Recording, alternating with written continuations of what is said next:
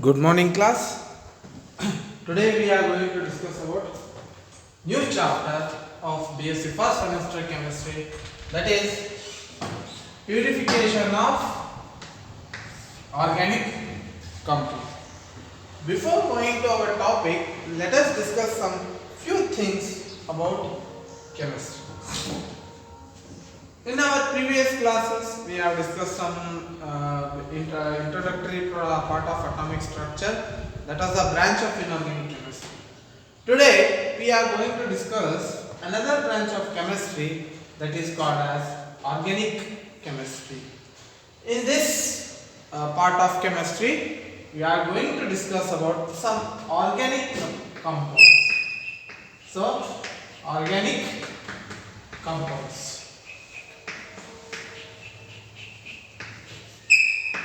Now, let us find out what is the meaning of organic compound. So, as we know, there are in our periodic table there are many elements, many metals, non-metals are there. So, few of them are metals, few of them are non-metals, few of them are radioactives, few of them are gases, and various elements. So, here we are, this is the another branch of chemistry. We are going to deal with organic compound. When I am speaking organic compounds, the mainly compounds are CH. So C stands for carbon, H hydrogen. So this is also called as hydrocarbons. So mainly in organic chemistry we are dealing with the hydrocarbons. The compounds mainly, the main element of the compounds will be carbon, hydrogen, the mixture of hydrogen and carbon. Sometimes oxygen also. Sometimes majority quantities comes with oxygen.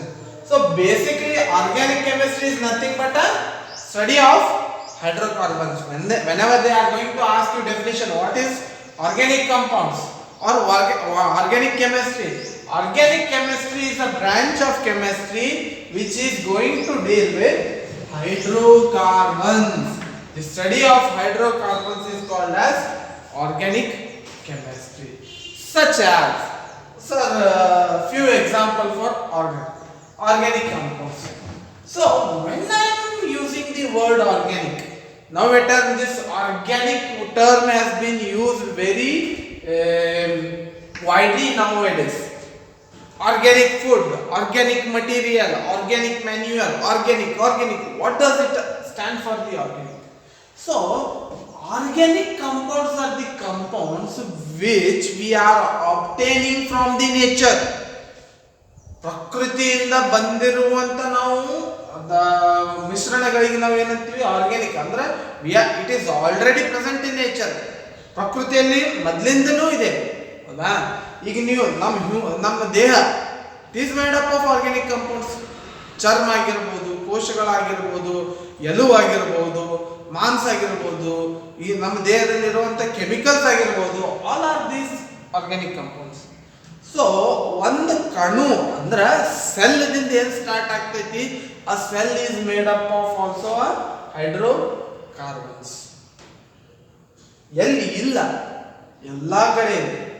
Plant cell, animal cell, food, ನಾವು ತಿನ್ನುವಂತ food, plants, ಸುತ್ತಮುತ್ತಲು ವಾತಾವರಣದಲ್ಲಿ all hydrocarbons. ಎಲ್ಲಿ ಬೇಕಾದಲ್ಲಿ chemicals ಆಗ್ಬೋದು.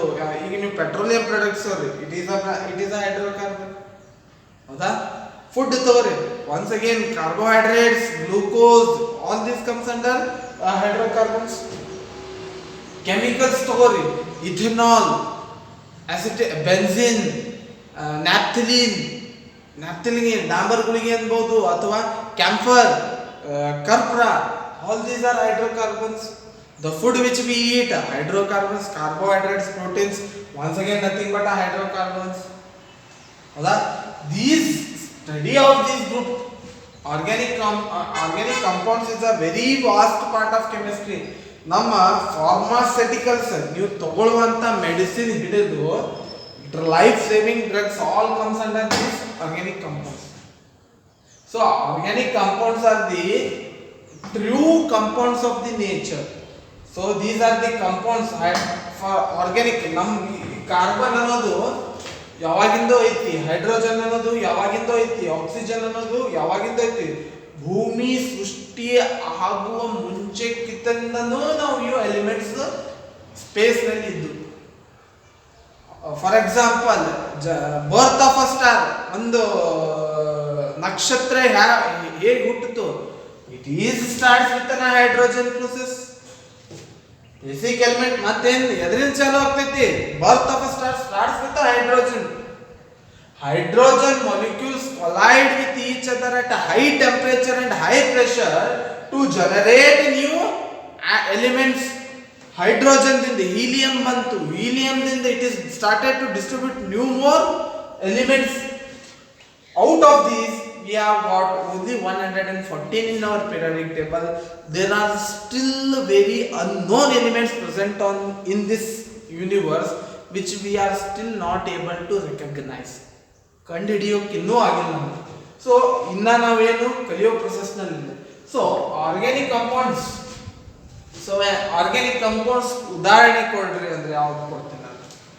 C6H6 fast ಬರೋದೇ ಇದೆ. ಏನಂತ ಕರಿತೀವಿ?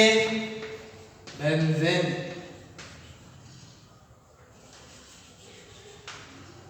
ಹೌದಾ? CH4 gas, methane gas. ಹೌದಾ? ಮಿಥೇನ್ ಗ್ಯಾಸ್ ಅಂದ್ಮೇಲೆ CH3OH ಮಿಥೆನಾಲ್. ಹೌದಾ? C2H5OH ethanol. What are these? All these are your LPG gas is made up of methane. Methanol is a chemical mixture of alcohol and methane. Ethanol. And once again, you in your previous classes we have discussed about alkenes, alkenes, alkynes. All again once again comes in a hydrocarbons. CH4 alkene, C2H4 alkene. C2H4 ಹೆಂಗ್ ಬರ್ತಿವೆ? C double bond C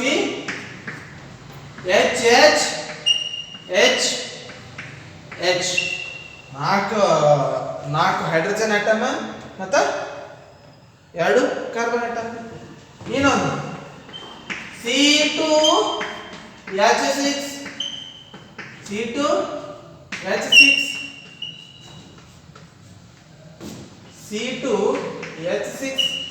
ಇದು ಏನಿದು? Alkane. ಇದು ಏನಿದು? Alkene. ಇನ್ನೊಂದು alkyne. Double bond, single bond, triple bond. ಹೌದಾ? Here one carbon atom is attached with 2 hydrogen atoms. Here one carbon atom is attached with 2 hydrogen atoms and 2 carbon atoms are attached with a double bond. So ಇವೆಲ್ಲ ಏನು? Hydrogen carbon base atoms. CHO aldehyde,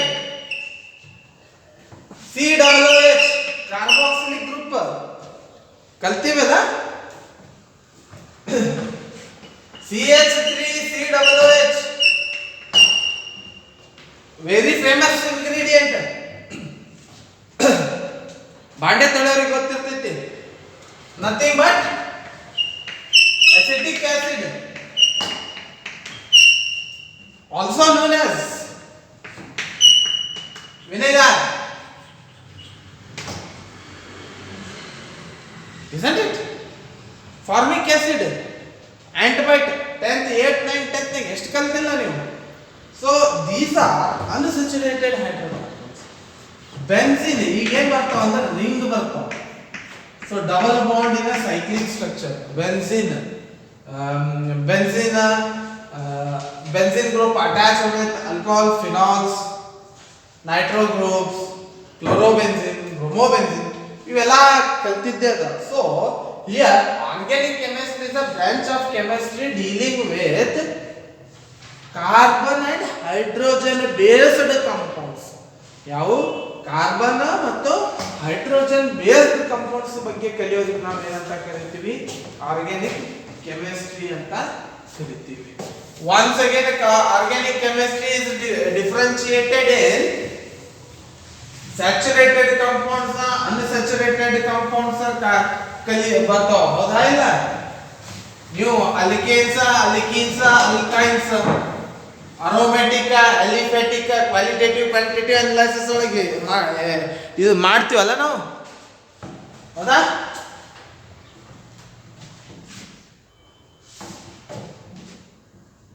C6H6 benzene, ಹೌದಾ? there is another benzene which is represented like this also.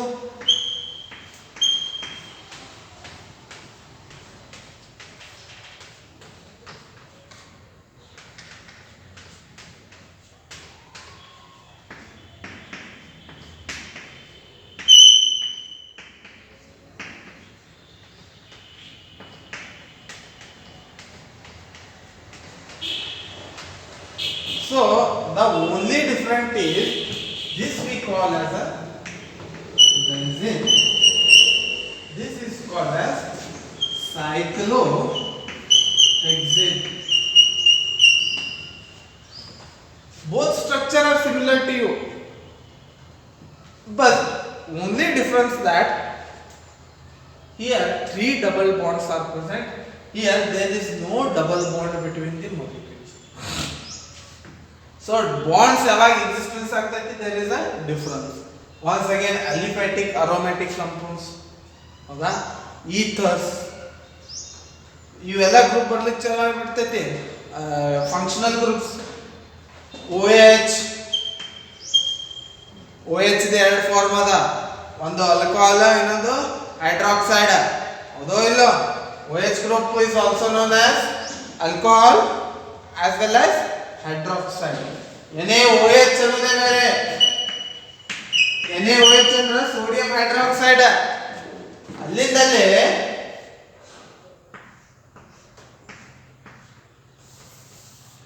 C2H5OH ಅಂದ್ರೆ ethanol. ಇಲ್ಲಿ OH ಅನ್ನೋದೇನು hydroxide ಅಂತ represent ಆಗ್ತೈತಿ, ಇಲ್ಲಿ OH ಅನ್ನೋದೇನು alcohol ಅಂತ represent ಆಗ್ತೈತಿ. ಇದು ನಮಗೆ ಬೇಸಿಕ್ ನಾಲೆಜ್ ಇರಬೇಕು, ಹೌದಾ? So once again these things which we have discussed in our earlier class, first year ನಲ್ಲಿ ಕಲ್ತೀನಿ, ಸೆಕೆಂಡ್ ಇಯರ್ ನಲ್ಲಿ ಕಲ್ತೀನಿ, ಆದ್ರೂ ಏನು ಸ್ವಲ್ಪ ರಿಕಾಲ್ ಇರಲಿ, ಸ್ವಲ್ಪ ನಾಲೆಜ್ ಇರಲಿ ಅನ್ನೋ ಲೆಕ್ಕದಿಂದ ನಾನು ಏನು ಮಾಡಲಿಕ್ಕೆ I am just giving a brief introduction about organic compounds. Organic compounds are the compounds, it is a branch of chemistry which deals with only hydrocarbons, as well as it may contains oxygen and other parts of the, but mainly are hydrocarbons.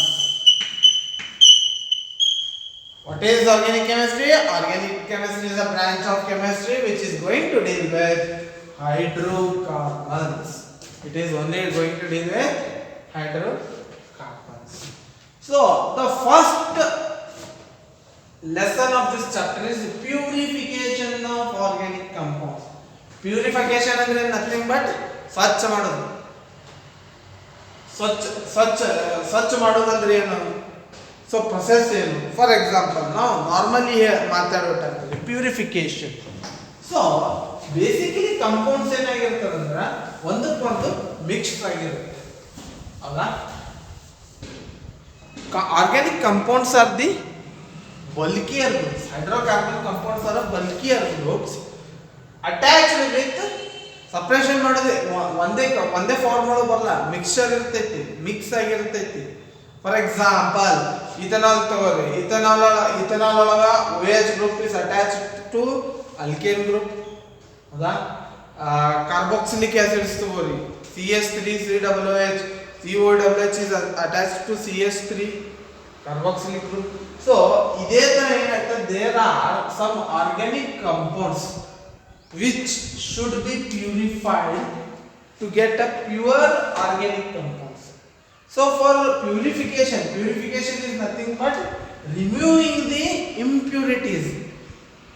Organic compound ಕೊಟ್ಟಿರುವಂತ impurities ನ remove ಮಾಡೋದಕ್ಕೆ ನಾವು ಏನಂತೀವಿ, purification ಅಂತೀವಿ.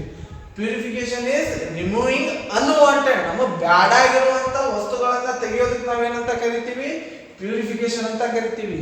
Purification is nothing but removing unwanted particles R impurities from the compound. Organic compound is nothing but a purification of organic compounds. There are various methods for the purification of compounds, organic compounds. Few we are going to discuss in this class. Few are the things we are going to discuss in our this class. So basically when I am speaking with the purification of organic compounds na clean ಮಾಡೋ method ಯಾವುದಪ್ಪ ಅಂತಂದ್ರೆ ನನಗೆ ನೆನಪು ಬರೋದು, first ನೆನಪು ಬರೋದೇನು, 6th 7th 8th 9th 10th ಕ್ಲಾಸ್ನಾಗ ಕಲ್ತಿರುವಂಥದ್ದು ಕ್ರಿಸ್ಟಲೈಸೇಷನ್, ಫ್ರಾಕ್ಷನಲ್ ಕ್ರಿಸ್ಟಲೈಸೇಷನ್ ಮತ್ತು ಸಬ್ಲಿಮೇಷನ್, ಹೌದಾ? Let us discuss with starting ಎಲ್ಲಿಂದ ಚಾಲು ಮಾಡೋದು, ಕ್ರಿಸ್ಟಲೈಸೇಷನ್ ದಿಂದ ಚಾಲು ಮಾಡೋದು. ಈ ಕ್ರಿಸ್ಟಲೈಸೇಷನ್ ಅಂದ್ರೆ ಏನು? ಕ್ರಿಸ್ಟಲೈಸೇಷನ್, ಕ್ರಿಸ್ಟಲ್ ಅಂದ್ರೆ ನಮ್ಗೆ ಏನ್ ಬರ್ತೈತೆ ನೆನಪ, NaCl, ಹೌದಾ? ಕ್ರಿಸ್ಟಲ್ ಅಂತೇವಲ್ಲ, NaCl ಕ್ರಿಸ್ಟಲ್ ಎಲ್ಲಾ ಕಡೆ ಹೇಳ್ಕೊಂಡು ಬಂದಾರ. 6th 7th PUC first year NaCl solid States ನಾಗ ಕಲ್ತಿರಿ. NaCl crystals, calcium chloride crystals, BaCl2 crystals. So what is here crystallization? Crystallization is nothing but organic compounds. Most of the organic compounds are in the form of purest, ಅಂದ್ರೆ ಪೂರ್ಣ ಭಾರಿ clean ಅದಾವ ಅಂದ್ರೆ they are in the form of crystals. Crystals ಅಂದ್ರೆ ನೀವು ನೋಡಿ, crystals ಅಂದ್ರೆ ಈಗ ಐಸ್ ನೋಡಿರ್ಬೋದಾ, ಸ್ನೋಫಾಲ್ ಅಲ್ಲಿ ಯಾವ ತರ ಇರುತ್ತೆ ಅಂದ್ರೆ ಕ್ರಿಸ್ಟಲ್ಸ್ ಇರುತ್ತೆ. These are tiny molecules of a particular element and it is in the form of pure. So I am extracting a compound, organic compound in the form of crystals. For example, benzoic acid. ಈಗ ಏನಾಗಿದೆ ಅಂದ್ರೆ ನಾವಿಲ್ಲಿ ಬೆಂಜೋಯಿಕ್ acid ಜೋಡಿ impurities are mixed.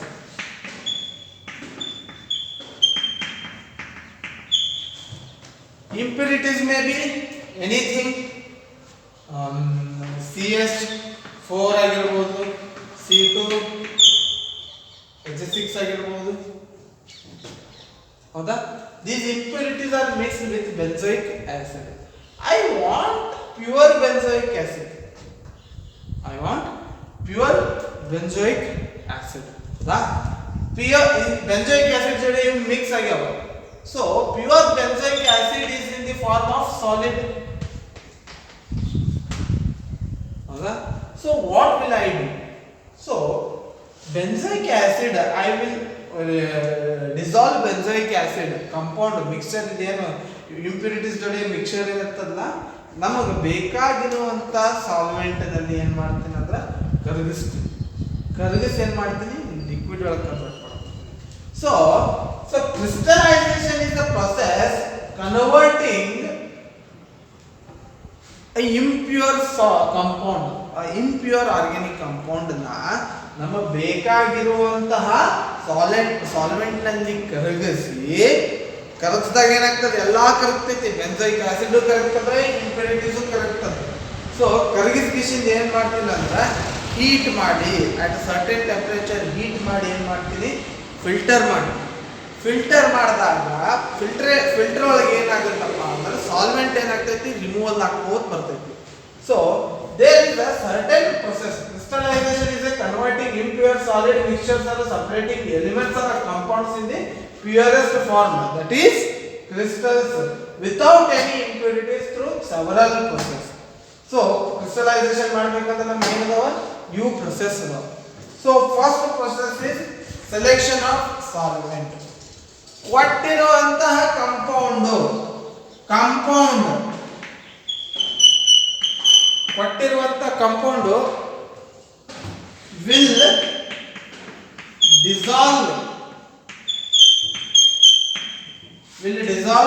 in which solvent?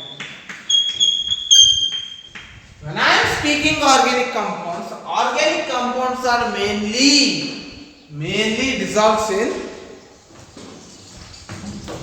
acetone, benzene, methanol, xylene, ethanol and petroleum products.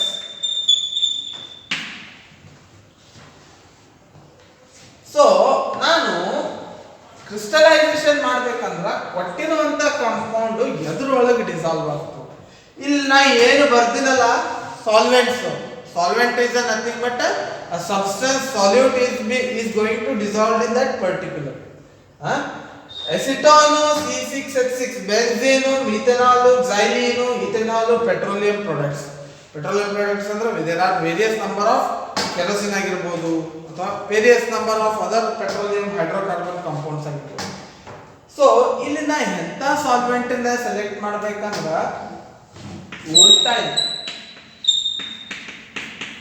Sir ಏನ್ರಿ sir ವೋಲ್ಟೈಲ್ ಅಂದ್ರೆ? ವೋಲ್ಟೈಲ್ solvents are the liquids which having low temperature, highly reactive liquids. Low temperature ಇರ್ತದೆ. For example petrol ನೀವು open ಮಾಡಿಟ್ರೆ ಏನಾಗ್ತೈತಿ evaporate ಆಗಿ ಹೋಗ್ತದಲ್ಲ. So hence it is called as a volatile. Kerosene ಮೇಲಿನ ಮುಚ್ಚಳಿಕೆ ಓಪನ್ ಮಾಡಿ ಇಟ್ಬಿಟ್ರಿ, it will evaporate, water will evaporate. Acetone this benzene ಆಗಿರ್ಬೋದು, ಮಿಥನಾಲ್ ಆಗಿರ್ಬೋದು, ಇಥನಾಲ್ ಆಗಿರ್ಬೋದು, xylene ಆಗಿರ್ಬೋದು, ನೀವು ಓಪನ್ ಮಾಡಿಟ್ರಿ ಅಂದ್ರೆ ಇದು ಬಾಟಲ್ನಾಗ ಪಟ್ನೆ ಇವಾಪರೇಟ್ ಆಗಿ ಹೋಗ್ಬಿಡ್ತಾವ. So these compounds are volatile. So in these liquids I am going to mix my organic compound. So mix ಮಾಡಿ ಏನು ಮಾಡ್ತೀನಿ, ಒಂದು ಬೀಕರ್ ತಗೋತೀನಿ. ಒಂದು ಬೀಕರ್ ಒಳಗೆ ಏನು ಮಾಡ್ತೀನಿ ನಾನು, ಇದ್ರೊಳಗೆ ಬೇಕಾದ ಒಂದು ಸಾಲ್ವೆಂಟ್ ತಗೋತೀನಿ. ಸಾಲ್ವೆಂಟ್ ನ ಆಡ್ ಮಾಡ್ಕೋತೀನಿ. ಸಾಲ್ವೆಂಟ್ ನ ಆಡ್ ಮಾಡಿಸಿ ಏನು ಮಾಡ್ತೀನಿ, ಕಾಂಪೌಂಡ್ ನ ಆಡ್ ಮಾಡ್ತೀನಿ. which I am going which is our benzoic acid ನ ಇದ್ರಾಗ ಆಡ್ ಮಾಡ್ತೀನಿ. ಆಡ್ ಮಾಡಿ ಏನು ಮಾಡ್ತೀನಿ, ಸ್ಟಿರ್ ಮಾಡ್ತೀನಿ. ಸ್ಟಿರ್ ಮಾಡಿ ಏನು ಮಾಡ್ತೀನಿ ಅಂದ್ರೆ ಈ ಕಾಂಪೌಂಡ್ಸ್ನಾಗ ಇದನ್ನ ಕರಗಿಸ್ತೀನಿ. ಯಾವುದು ನಮ್ಮ ಕೊಟ್ಟಿರುವಂತ ಸಾಲ್ವೆಂಟ್ ನಲ್ಲಿ ಕಾಂಪೌಂಡ್ ನ ಏನು ಮಾಡ್ತೀನಿ, ಸ್ಟಿರ್ ಮಾಡಿ ಕರಗಿಸ್ತೀನಿ. ಕರಗಿಸಿದಾಗ ಏನು ಮಾಡ್ತೀನಿ, ಸ್ವಲ್ಪ ಹೀಟ್ ಮಾಡ್ತೀನಿ. ಸೊ ನಾವು ಸಾಲ್ವೆಂಟ್ ಯಾವ್ದು ಯೂಸ್ ಮಾಡ್ಲಿಕ್ಕತ್ತೀವಿ ಅಂತ ಗೊತ್ತಾದಾಗ ನಾ ಟೆಂಪ್ರೇಚರ್ ಏನು ಮೇಂಟೈನ್ ಮಾಡಬೇಕು ಅನ್ನೋದು ನನಗೆ ಪಟ್ನೆ ಗೊತ್ತಾಗುತ್ತೆ. ಸೊ ಇವೆಲ್ಲ ಹೈಲಿ ವೋಲ್ಟೈಲ್, ಹೈಲಿ ಫ್ಲೇಮ್ ಕ್ಯಾಚಬಲ್. ಸೊ ನೀವು when we are using ethanol, ನಾ ಏನು ಮಾಡ್ತೀನಿ, ಹೀಟ್ನ ವಾಟರ್ ಬಾತ್ ಒಳಗೆ ಹೀಟ್ ಮಾಡ್ತೀನಿ. ಅಂದ್ರೆ ಇಲ್ಲಿ ಸ್ಟ್ಯಾಂಡ್ ಇರ್ತೈತಿ, ಇಲ್ಲಿ ಫ್ಲೇಮ್ ಇರ್ತೈತಿ. ಈ ಫ್ಲೇಮ್ನಾಗ ಏನು ಇರ್ತೀನಿ ಅಂದ್ರೆ ಒಂದು ಬೊಗೋಣಿ ಇರ್ತೀನಿ. ಆ ಬೊಗೋಣಿ ಒಳಗೆ ಏನಿರ್ತೀನಿ, ನೀರು ಇರ್ತೀನಿ. ನೀರಿಟ್ಟು ನೀರನ್ನ ಹೀಟ್ ಮಾಡಿ ಅದ್ರೊಳಗೆ ಏನು ಇಡ್ತೀನಿ, ನಾನು ನನ್ನ ಬೀಕರ್ನ ಇಡ್ತೀನಿ. ಸೊ ಹೀಟ್ ಏನು ಜಲ್ದಿ ಬಡಿಬಾರ್ದು, ಸೊಕಾಸಾಗಿ ನೀರು ಹೆಂಗೆ ಗರಂ ಆಗ್ತೈತೆ ಹಂಗೆ ಲಿಕ್ವಿಡ್ ಹೀಟ್ ಆಗ್ತೈತಿ.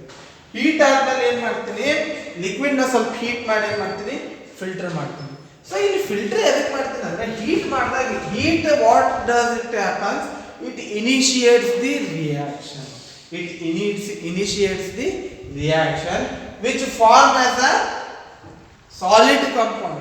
ಎಲ್ಲಾ ಕಾಂಪೌಂಡ್ ತನ್ನದೇ ಆದಂತ ಸಾಲ್ಯುಬಿಲಿಟಿ ಇರ್ತೈತಿ. ಆಮೇಲೆ ಏನ್ ಮಾಡ್ತೀನಿ, ಕಾಂಪೌಂಡ್ ನ ಹೀಟ್ ಮಾಡಿ ಕೂಲ್ ಮಾಡ್ಕೊತೀನಿ. ಕೂಲ್ ಮಾಡ್ಕೊಂಡಾಗ ಏನಾಗ್ತೈತೆ ಅಂದ್ರ ನನ್ನ ಬೆಂಜೋಯಿಕ್ ಆಸಿಡ್ ಏನಾಗ್ತೈತೆ ಅಂದ್ರೆ ಇದು ಮಿಕ್ಸರ್ ಜೋಡಿ, ಸಾಲ್ವೆಂಟ್ ಜೋಡಿ ಏನಾಗಿರ್ತದೆ, ಮಿಕ್ಸ್ ಆಗಿರ್ತದೆ. ಏನಾಗ್ತದೆ ಅಂದ್ರೆ ಕ್ರಿಸ್ಟಲೈಸೇಷನ್ ಆಗೋ ಪ್ರೊಸೆಸ್ ಚಾಲು ಮಾಡ್ತೈತೆ. ಸೊ ಏನ್ ಮಾಡ್ತೀನಿ ಅಂದ್ರೆ ಫಿಲ್ಟರ್ ಮಾಡ್ತೀನಿ.